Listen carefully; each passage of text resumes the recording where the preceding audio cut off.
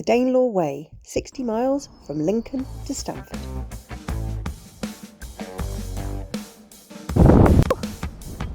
Windy! Right, leg 3 of the Danelaw Way, starting again just south of Caythorpe on Freeston Green, and long day today, 22, nearly 23 kilometres.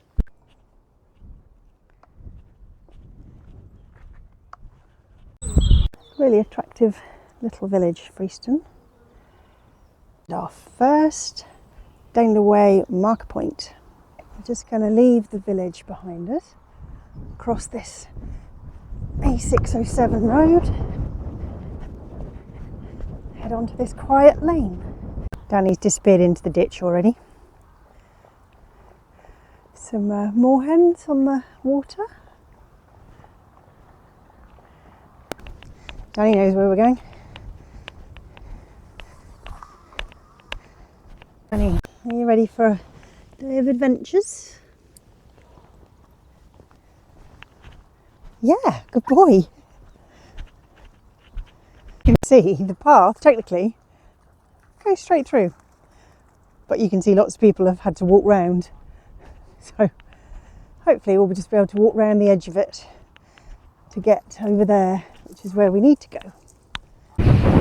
As you can probably see and hear, it is a windy day today. There is rain forecast, so hopefully we won't get too wet, but it's certainly quite breezy compared to the lovely weather we had yesterday, where I did actually catch the sun a bit.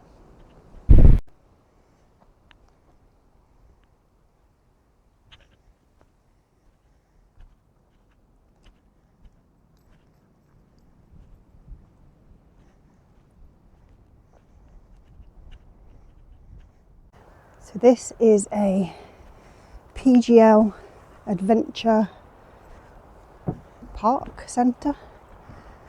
As you can see, there's canoes and salt course things. As we've missed a turn, if you get up as far as Caythorpe Court, which is part of the PGL, you have gone wrong. We should have come up the hill and then turn right in front of those sheds. So just retrace our steps slightly downhill. That's the sign that I missed on the side of the hut. Oh, and when you get to the side of the hut, it tells you the public footpath goes this way. Pay more attention. A lot of paddocks to get through. Hopefully the horses are not interested in a small spaniel. We've negotiated our way across the fields. One rather curious horse we had to chase away past the riding centre, and then at this crossroads here we're turning right through this sort of scruffy, don't know what these buildings were, maybe something to do with aircraft, and this is Pottergate Lane that we're on now. Hopefully this will pick up the valley floor. I think that's the Trent Valley it's called. So we have climbed up over the last 2 days.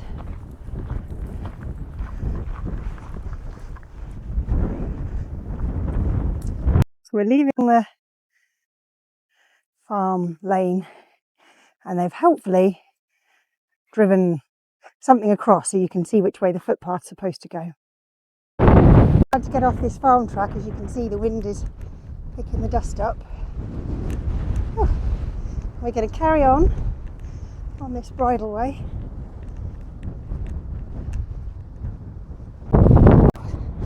As we continue to head south, and we're sort of very slightly going downhill, barely perceptible. You can just see a different vista opening up in front of us. I don't know how many miles Danny is covering on this walk, but he is having the time of his life.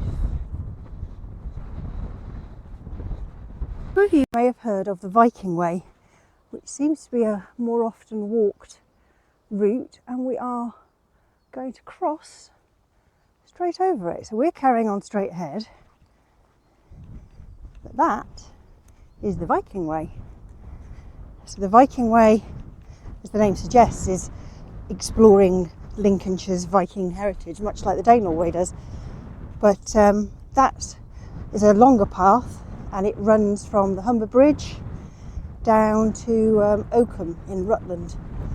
So it's a bit longer, and it sort of goes through the Lincolnshire wolds more, and it does, I think, touch by Lincoln.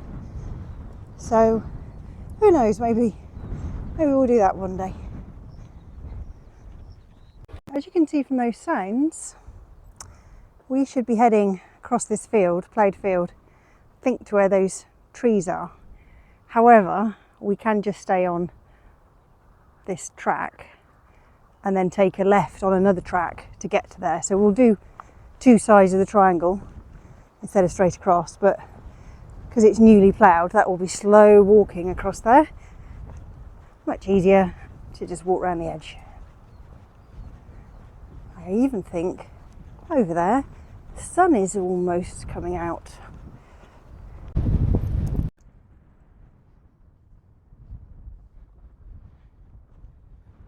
So up ahead is the village of Ancaster. We're just dropping down this lane into the village, which has quite an extensive Roman history.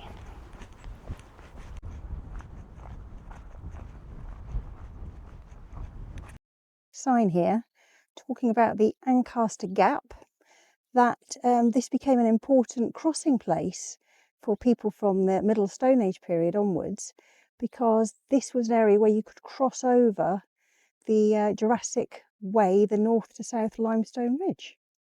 And there we go. This little brook is the River Slee. So we've just got to go behind these cottages and pick up our path that way. But I thought it was just worth having a look at the river. Another information board, this time talking about Ancaster stone, which had very good building qualities. I'm sort of skirting slightly around the edge of the village. Actually, we're crossing the River Slee again. I mean, it's barely a river, more like a stream. So there are two quite interesting things about this cemetery. One is that this is where it was a Roman cemetery, and there are still some Roman coffins here. But also, as you can see on this sign, it is one of only two places inland in the country where you will find sea pink thrift, which I can't quite see any of it, but there you go. If you've got time to walk around the cemetery, that is what you will find. So we'll just keep heading up. You can see the church tower just ahead of us.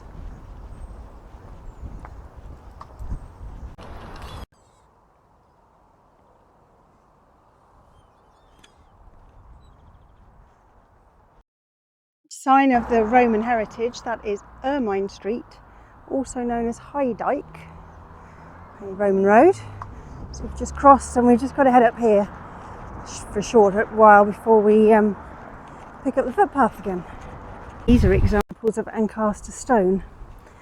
So we're not taking the bridle way that way, we are going this way in the nature reserve, Ancaster Valley Nature Reserve, that we're about to walk through. It's an SSI, and because of the very rich limestone, there are quite rare plants here apparently, and trees. So keep Danny on the lead because it is an SSI. But apparently this valley escaped a lot of farming and modern farming techniques, even, you know, back hundreds of years ago. Well, it is a proper valley. Now I believe, I also read somewhere, that this valley was used for chariot racing by the Romans, as it was a natural amphitheatre. Actually, I could well imagine The crowds on the banks up there, and the horses and chariots charging along the valley floor.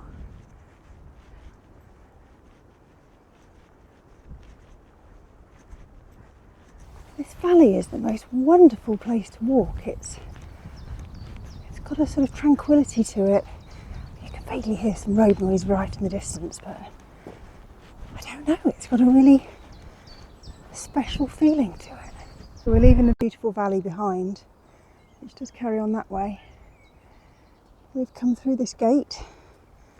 Now we've got some steps to go up. I'm sure we could stop for a little log to sit on.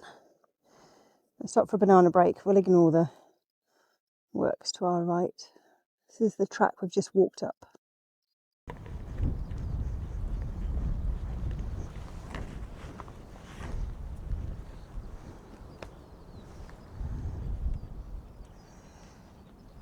Now, somewhere over there, not quite sure which direction I'm to look in, 20 miles away is Boston Stump, which I think is a church tower, but I can't see it. There's a church much closer over there. So anyway, Boston Stump, unless you're just disguised behind those hedges, I cannot see you.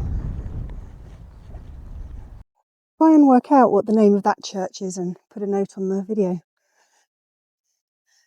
That spire has been coming closer into view, although we are now walking past it.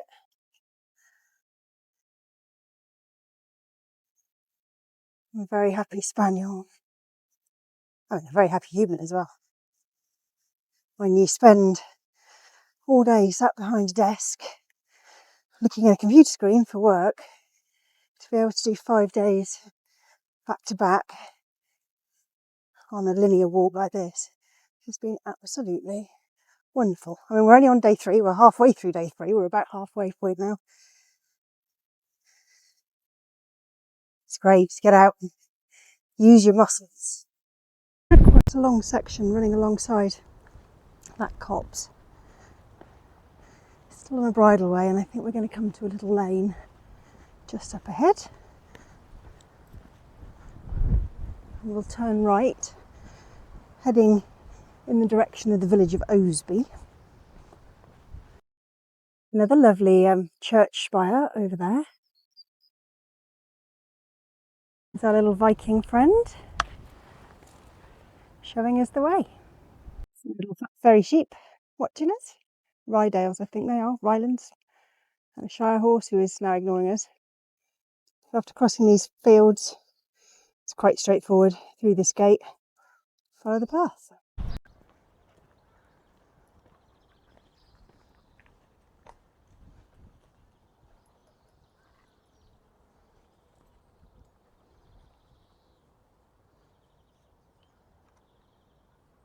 So there's a option if you're doing this as a through hike and you need some accommodation.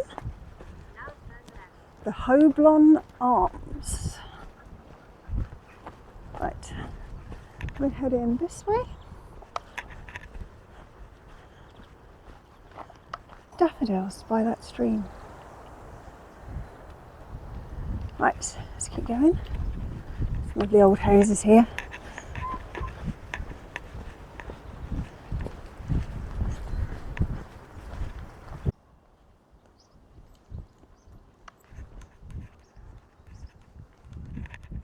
The village of Osby we're leaving behind us, and then we've got 2 kilometres following this path.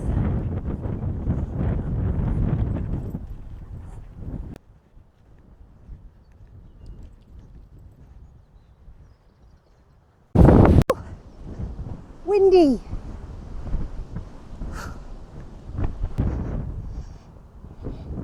Definitely some badger activity around here.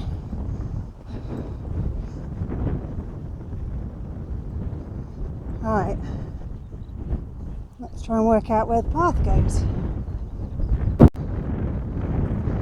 I'm glad it's not wet, because tramping across here if it was muddy would be a pain. Now the bridle path that we're on goes to the right hand side of that patch of woods, so hopefully we're in roughly the right line. Having come through the gap and picked up another Bridle Way and Danelaw Way sign, we're once again walking across the field. Now all I know is I've got to aim for the right hand side of this next little patch of woods. Now there is a sort of path that you can walk your way up before you have to get up here to cross the main road. I know this is not very picturesque, but this is the other side of the A52, and you can sort of drop down onto this track, but you can see we're right next to the main road, and it's only, you just have to go sort of slightly uphill, safely cross the road. No, Danny, come on this way, and then walk back down the other side on this path, which is a lot nicer than it is on the other side, and then just up there we'll take a right.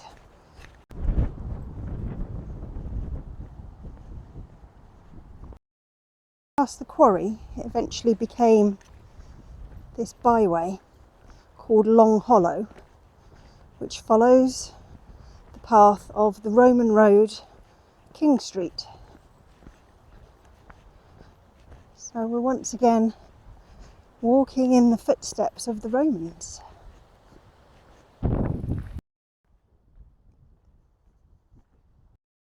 Done and dusted. This is Short Hollow. Leave our little Roman escapade, and we're taking a right where that footpath sign is, and that will take us into the village of Ropsley,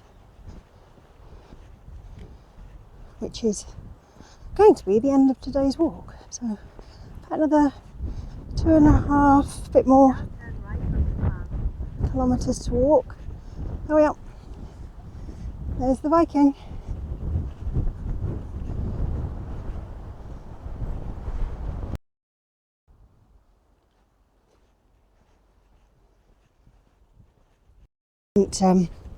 Footpath following along the edge of the fields, nice and wide like this, as you can see, which takes us towards the village, which we probably are quite close to now.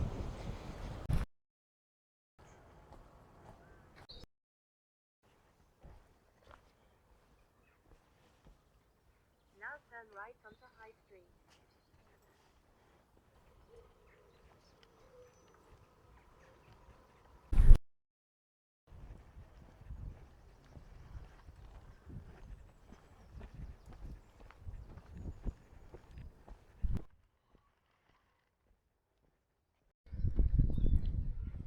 So we've made it to the end of day 3 in the village of Ropsley, Danelaw Way. Been really good, really enjoyed it. Crossing the main road was the only hickey bit really. So I hope this has inspired you to try it. Back for day 4 tomorrow.